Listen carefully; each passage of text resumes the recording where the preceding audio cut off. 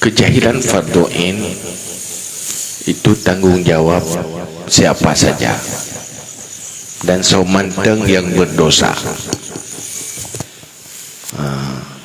Pertama, tanggung jawab pribadi.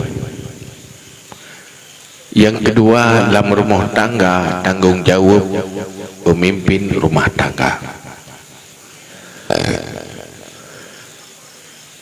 Yang kelima, tanggung jawab pemimpin di atas rumah tangga. Karena pun pegahli Nabi, kullukum ra'in wa kullu ra'in mas'ulun an ra'iyati. Semuanya kamu itu ada pemimpin di tingkatannya masing-masing, maka bertanggung jawab di atas kepemimpinannya. Semakin tinggi kepemimpinan, semakin besar tanggung jawab dengan Allah Ta'ala. Orangnya nak tanggung jawab negara, aturan negara, tapi di sisi yang lain nak tanggung jawab dengan Allah. Tanggung jawab dengan Allahnya, tanggung jawab. Maka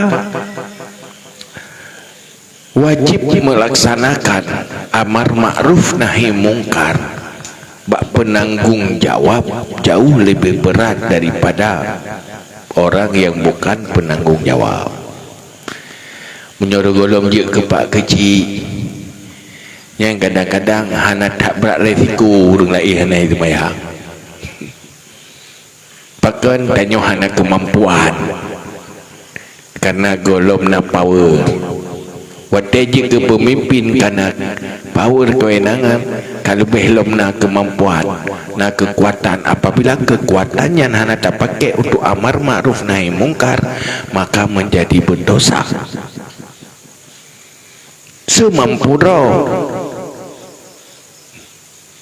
ubi mampu, karena amar ma'ruf nahi mungkarnya yang kewajibannya nyan sebatas mastata'tum, harus lakukan dalam batas kemampuan, harus lakukan, jangan cari-cari alasan. Olehnya na pemimpin itu nyan na power ganyan wajib pakai powernya untuk tegah kemungkaran. Powernya na power getanyo kekuasaan, bukan kewenangan fungsional. Nah powernya wibawa. Kepemimpinan diakui tanyo kepemimpinan tanyo secara wibawa, orang mau nurut. Hantar pakai atanya menjadi berdosa. Maka dosa makin wadah makin raya kawasan. Jadi hana siblar mau tangga, karena siapapun yang hidup di ruang publik wajib melaksanakan amar ma'ruf nahi mungkar. Man pemimpin pakan kejiat ganyan berat mendosa karena kabrat tanggung jawab. Urang lain juga wajib melakukan amar ma'ruf nahi mungkar. Tanyo na uri gini deng rumah tu hang doa sembahyang hanta tempurno tak biarkan ganyan dosa tadi. Menyogalom selesai yang berjaya ke nyoka gemerno koro ke tengok gadah dosa atau karena sop lain purno. Begitulah kehidupan orang Islam, orang beriman, selalu mencegah kemungkaran dan memperkuat ma'ruf. Maka kejahilannya dan kemungkarannya menjadi dosa bersama apabila gedanya udip dalam ruang publik. Nyokeh yang napegah li Imam Al-Ghazali, kalau kamu ingin selamat hidup di dalam ruang publik, dalam kalangan orang banyak, maka ada hal yang terpenting yang perlu dijaga untuk selamat dunia dan akhirat. Pertama, jaga hati, ikhlas. karena tanya wate udip lang karame wate tepu kebaikan tergoda ngeriah hana ikhlas. Jaga itu karena godaannya besar. Yang kedua, ada dosa yang menjadi budaya yang sulit dihindari, dosa udip dalam ruang publik. Pertama mupat, yang kedua namimah, memeh haba, share haba yang dia kerusak suasana. Nah, ini yang kedua harus jaga. Yang kelih, wajib melaksanakan amar ma'ruf nahi mungkar. Sehingga siapapun yang hidup di ruang karangan ramai, salah satu ilmu yang wajib dipelajari tentang rumusan amar ma'ruf nahi mungkar. Bahkan yang kewajiban udip di dalam berinteraksi antar sesama.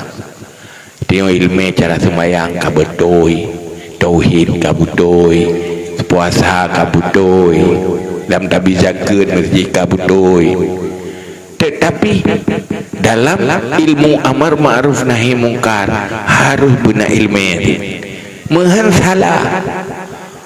Na urang hana ilmu tentang rumusan amar ma'ruf nahi mungkar. Beda haju ya lakukan amar ma'ruf nahi mungkar. Habis rela. Hana ilmu. Wate lakukan amar ma'ruf nahi mungkar. Mutamah ma'ruf, mutamah mungkar, mal praktek. Wate tategah kemungkaran, kai tinggai kemungkaran, itamah bermusuhan yang nak. Mungkar je tinggai, itamah mungkar sabodu bermusuhan. Dan tercegah kemungkaran yang karena tambah kemungkaran baru. Hal-hal yang semacam itu dan lain-lain itu yang perlu diperhatikan. Maka wajib merno ilmu amar ma'ruf nahi mungkar. Kepu bina ilmunya sampai dosa orang lain menjadi dosa bersama. Gop pubut dosa, tanya mau dosa.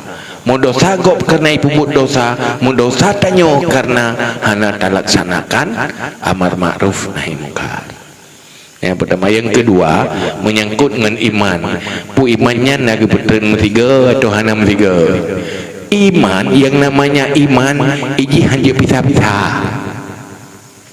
Wate kata pisah-pisah dalam kerangka iman, ya hana iman.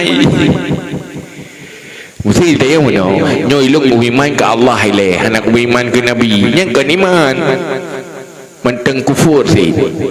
Sehingga ahlul kitab hana beriman kan karena hana iman ke Allah, tapi hana iman ke Nabi Muhammad. Artinya dia tidak boleh terpisah. Kalau sudah terpisah sudah dikatakan kafir, tidak beriman.